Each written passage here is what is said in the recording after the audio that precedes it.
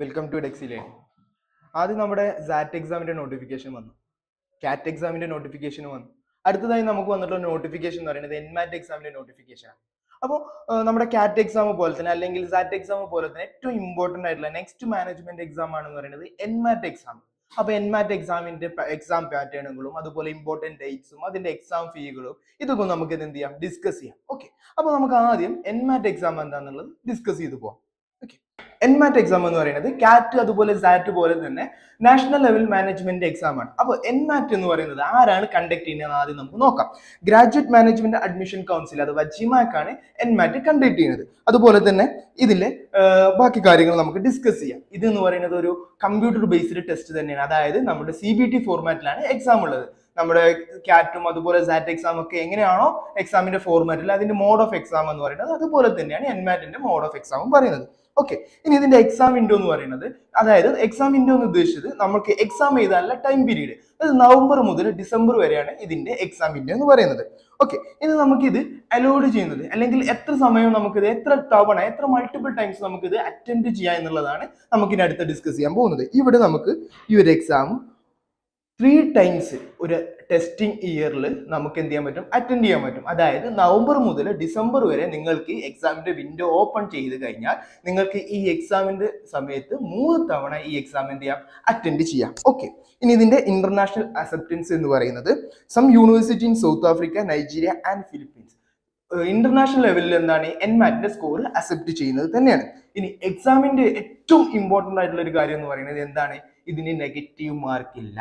അതായത് ഇപ്പോൾ കാറ്റിലാണെന്നുണ്ടെങ്കിലും അതുപോലെ സാറ്റ് എക്സാമിലാണെങ്കിലും എന്താണ് എൻമാറ്റിന് നെഗറ്റീവ് മാർക്കുകളുണ്ട്. പക്ഷെ ഇവിടെ എന്താണ്, നമുക്ക് ഇവിടെ എന്താണ് നെഗറ്റീവ് മാർക്ക് ഇല്ല. ഇതൊരു പ്ലസ് പോയിന്റ് ആണ്. എൻമാറ്റ് ഫോക്കസ് ചെയ്യുന്നവർക്ക് ഏറ്റവും ഇമ്പോർട്ടന്റ് ആയിട്ട് കിട്ടാൻ പോകുന്ന ഒരു പ്ലസ് പോയിന്റ് ആണ് എന്തെന്ന് പറയുന്നത്, ഇവിടെ നെഗറ്റീവ് സ്കോർ ഇല്ല എന്നുള്ളത്. ഓക്കെ, ഇനി ഇതിന്റെ സെക്ഷണൽ ടൈമിംഗ്, അതായത് നമുക്ക് കാറ്റിലുണ്ട് ഓരോ എക്സാമിന് 40 മിനിറ്റ് ഇവിടെ എന്തുണ്ട്, സെക്ഷണൽ ടൈമിംഗ് ഉണ്ട്. അതുപോലെ തന്നെ ഇവിടെ നമുക്ക് എന്താണ് സെക്ഷണൽ ടൈമിംഗ് ഉണ്ട്. Okay, once a section end you can go back. നിങ്ങൾ ആ sectional time particular time complete ചെയ്ത് കഴിഞ്ഞാൽ വീണ്ടും നമുക്ക് എന്ത് ചെയ്യാൻ പറ്റില്ല, ഒരു ഗോ ബാക്ക് അവിടെ എന്തല്ല പോസിബിൾ അല്ല. ഓക്കെ, അപ്പൊ ആ പെർട്ടിക്കുലർ ടൈമിൽ തന്നെ നമ്മൾ എന്ത് ചെയ്യണം, മാക്സിമം നമ്മൾ എന്ത് ചെയ്യണം, എക്സാമുകൾ അല്ലെങ്കിൽ ക്വസ്റ്റ്യൻസ് എന്ത് ചെയ്യണം, എക്സാമിൽ നമ്മൾ സോൾവ് ചെയ്തിരിക്കണം. അതിനാണ് നമ്മൾ എന്ത് ചെയ്യേണ്ടത്, പ്രാക്ടീസ് ചെയ്യുക, അതുപോലെ ടൈം മാനേജ്മെന്റ് ഫോക്കസ് ചെയ്യുക എന്ന് പറയുന്നത്. ഓക്കെ, ഇനി എക്സാമിന്റെ ഒരു സ്ട്രക്ചർ നമുക്ക് നോക്കാം. ഇതിന്റെ സെക്ഷൻസ് ഏതൊക്കെയാണ്, നമ്പർ ഓഫ് ക്വസ്റ്റ്യൻസ് എങ്ങനെയാണ്, ഇതിന്റെ ടൈം എത്രയാണ്. ഞാൻ നേരത്തെ പറഞ്ഞില്ലേ, ഓൾറെഡി ഞാൻ പറഞ്ഞു സെക്ഷണൽ ടൈം ഉണ്ട് എന്നുള്ളത്, അത് എത്രയാണെന്നുള്ളതൊക്കെ നമുക്ക് ഡിസ്കസ് ചെയ്യാം.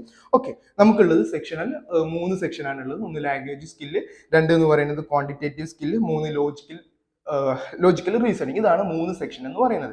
ഓക്കെ, ലാംഗ്വേജ് സ്കിൽ എന്ന് പറയുന്നത് നമ്മൾ ഇംഗ്ലീഷ് ആണ്, വൊക്കാബുലറിയും റീഡിങ് കോംപ്രഹൻഷനും അതുപോലെ തന്നെ ഗ്രാമർ ഒക്കെ ഉൾപ്പെടുന്ന ഭാഗങ്ങളാണ് ലാംഗ്വേജ് സ്കിൽ എന്ന് പറയുന്നത്. അതായത് നിങ്ങളുടെ ഇംഗ്ലീഷ് ലാംഗ്വേജിലുള്ള സ്കിൽ എത്രമാത്രം ഉണ്ട് എന്ന് അറിയാൻ വേണ്ടിയിട്ടാണ് ഇങ്ങനെ ഒരു സെക്ഷൻ. ഓക്കെ, ഇതിൽ നിന്ന് 36 ക്വസ്റ്റ്യൻ 36 ക്വസ്റ്റ്യൻസ് ആണ് നമുക്ക് എന്തുള്ളത്, 36 ക്വസ്റ്റ്യൻസ് ആണ് എന്ത് നമുക്ക് ലാംഗ്വേജ് സ്കില്ലിൽ നിന്നുള്ളത്. അതുപോലെ തന്നെ ഇതിന്റെ ടൈം എന്ന് പറയുന്നത് വെറും 28 മിനിറ്റ്, വെറും 28 മിനിറ്റ് മാത്രമാണ് ലാംഗ്വേജ് സ്കില്ലിനുള്ളത്.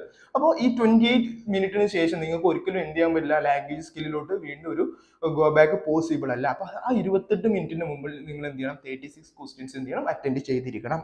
ഓക്കെ, ഇനി ക്വാണ്ടിറ്റേറ്റീവ് സ്കില്ലിൽ എന്താണ്, നമ്മൾ കാറ്റിൽ പഠിക്കുന്ന അരിത്തമെറ്റിക്കും ഓൾജിബ്രയും അതുപോലെ മോഡേൺ മാത്സും ജിയോമെട്രി പോലെയുള്ള സെയിം പാറ്റേൺ തന്നെയാണ് ഇവിടെ എൻമാറ്റിനും വരുന്നത്.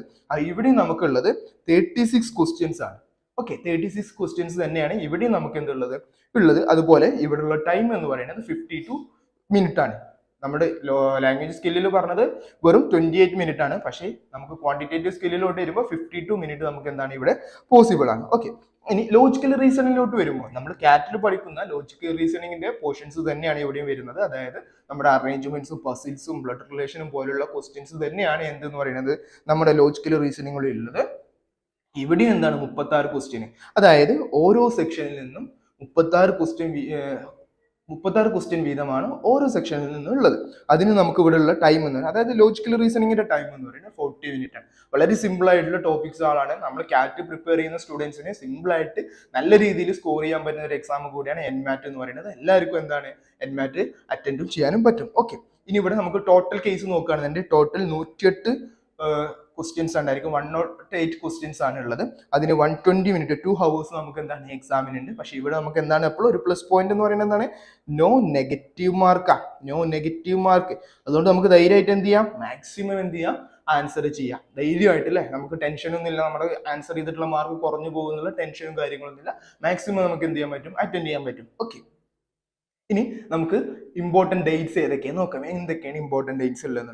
ഓപ്പൺ ആപ്ലിക്കേഷൻ ഓപ്പൺ ചെയ്തിട്ടുള്ളത് 1 ഓഗസ്റ്റ്. ഇന്ന് മുതൽ നമുക്ക് എന്ത് ചെയ്തിട്ടുണ്ട്, ഇതിന് ആപ്ലിക്കേഷൻ ടൈം എന്താണ് ഓപ്പൺ ചെയ്തിട്ടുണ്ട്. അപ്പോൾ നിങ്ങൾക്ക് എന്ത് ചെയ്യാം, ഈ വീഡിയോ കാണുന്ന എല്ലാവരും എന്ത് ചെയ്യാം, മാക്സിമം ഇന്ന് അല്ലെങ്കിൽ നാളത്തോട് കൂടിയിട്ട് എന്ത് ചെയ്യാം, മാക്സിമം എല്ലാവരും നമ്മുടെ ആപ്ലിക്കേഷൻസ് ഫില്ല് ചെയ്തിട്ട് രജിസ്റ്റർ ചെയ്യുക. കാരണം ലേറ്റ് ആകുന്നതിനനുസരിച്ച് എന്ത് ചെയ്യും, നമ്മുടെ സൈറ്റ് ഹാങ്ങും കാര്യങ്ങളൊക്കെ വരും. അപ്പോൾ അതിന് മുമ്പ് തന്നെ എന്ത് ചെയ്യാം, മാക്സിമം എല്ലാവരും പെട്ടെന്ന് തന്നെ നമ്മുടെ രജിസ്ട്രേഷൻ കംപ്ലീറ്റ് ചെയ്യുക. ഇനി ഇതിന്റെ ആപ്ലിക്കേഷൻ എൻഡ് എന്ന് പറയുന്നത് 14th ഒക്ടോബർ വരെ നമുക്ക് ടൈം ഉണ്ട്. പക്ഷെ അതുവരെ നമ്മൾ കാത്തു നിൽക്കേണ്ട, മാക്സിമം എന്ത് ചെയ്യുക, ഇപ്പോൾ തന്നെ രജിസ്റ്റർ ചെയ്യാം. ഓക്കെ, ഇനി എക്സാം ഡെലിവറി എന്ന് പറയുന്നത് നിങ്ങൾക്ക് എന്ന് മുതലാണ് എക്സാം സ്റ്റാർട്ട് ചെയ്യുന്നത്, എന്ന് വരെയാണ് എൻഡ് ചെയ്യുന്നത് എന്നുള്ളത്. 5th ഒക്ടോബർ മുതൽ 19th ഡിസംബർ വരെ എന്താണ് നിങ്ങൾക്ക് എക്സാമിന്റെ വിൻഡോ ഓപ്പൺ ആയിരിക്കും. അപ്പൊ ഇതിന്റെ ഇടയിൽ എപ്പോൾ വേണമെങ്കിലും നിങ്ങൾക്ക് എന്താണ് 3 ടൈംസ് എന്ത് ചെയ്യാം, എക്സാം എഴുതാം. ഓക്കെ, ഇനി ഇതിലുള്ള ഒരു പ്ലസ് പോയിന്റ് ഞാൻ പറഞ്ഞുതരാം. ഈ 3 ടൈം ഇതിൽ നിങ്ങൾ ഇപ്പോൾ ഫസ്റ്റ് നിങ്ങൾ എഴുതി ഒരു 120 സ്കോർ ചെയ്തു. സെക്കൻഡ് ടൈം നിങ്ങൾ എഴുതി ഒരു 260 സ്കോർ ചെയ്തു. തേർഡ് ടൈം നിങ്ങൾ എക്സാം അറ്റൻഡ് ചെയ്തു, ഒരു 180 ആണ് നിങ്ങൾ സ്കോർ ചെയ്തത്. അപ്പോൾ നിങ്ങൾക്ക് ചൂസ് ചെയ്യാൻ പറ്റുന്ന സ്കോർ കാർഡ് എന്ന് പറയുന്നത് ഈ 260യുടെ സ്കോർ കാർഡ് നിങ്ങൾക്ക് എന്ത് ചെയ്യാൻ പറ്റും, ചൂസ് ചെയ്യാനും പറ്റും. അതാണ് ഇവിടുത്തെ ഉള്ളൊരു പ്ലസ് പോയിന്റ് എന്ന് പറയുന്നത്. ഓക്കെ, ഇനി ഇതിന്റെ എക്സാം ഫീസ് നമുക്ക് നോക്കാം. രജിസ്ട്രേഷൻ ഫീ ആയിട്ട് വരുന്നത് 3000 ആണ്. ഓക്കെ, 3000 രൂപയാണ് എക്സാം ഫീ ആയിട്ട് വരുന്നത്. പ്ലസ് അഡീഷണൽ ആയിട്ട് നമ്മുടെ ടാക്സ് ചാർജുകൾ ഉണ്ടായിരിക്കും. ഓക്കെ, ഇനി നിങ്ങൾക്ക് റീടേക്ക്, അതായത് നിങ്ങൾ ഫസ്റ്റ് എക്സാം എഴുതി സാറ്റിസ്ഫൈഡ് അല്ല എങ്കിൽ നിങ്ങൾക്ക് സെക്കൻഡ് അറ്റംപ്റ്റ് ചെയ്യണമെന്നുണ്ടെങ്കിലും അപ്പോഴും എന്ത് ചെയ്യണം, 3000 റുപ്പീസ് എന്ത് ചെയ്യണം, പേ ചെയ്യണം. അതിന്റെ കൂടെ ടാക്സും കാര്യങ്ങളും വരുന്നതായിരിക്കും. ഓക്കെ, ഇനി additional score card report 400 per score report. അതായത് നിങ്ങൾ ഇപ്പോൾ ഫസ്റ്റ് ഒരു സ്കോർ കാർഡ് കിട്ടി, അത് നിങ്ങൾ എന്ത് ചെയ്തു, 5 കോളേജുകൾ അപ്ലൈ ചെയ്തു. ഇനി അഡീഷണൽ ആയിട്ട് നിങ്ങൾക്ക് അഡീഷണൽ കോളേജുകൾക്ക് അപ്ലൈ ചെയ്യണം എന്നുണ്ടെങ്കിൽ അവിടെ 400 റുപ്പീസ് എന്ത് ചെയ്യണം, അഡീഷണൽ പേയ്മെന്റ് ചെയ്തിരിക്കണം. ഓക്കെ, ഇനി നിങ്ങൾക്ക് ഓൾറെഡി നിങ്ങളിപ്പോൾ ഒരു സ്ലോട്ട് ബുക്ക് ചെയ്തു, ഒരു ടൈം പീരീഡും ഒരു ഡേറ്റും നിങ്ങൾ ഈ പറഞ്ഞിട്ടുള്ള നവംബർ മുതൽ ഡിസംബറിന്റെ ഇടയിൽ ഫിക്സ് ചെയ്തു.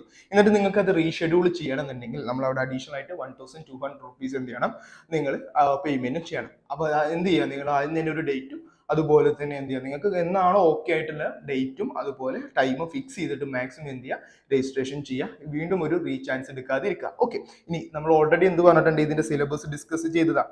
ഈ സിലബസ് ഡിസ്കസ് ചെയ്ത ഇത് തന്നെയാണ് എന്തെന്ന് പറയുന്നത് നമ്മുടെ ക്യാറ്റിന്റെ സിലബസും ഉള്ളത്.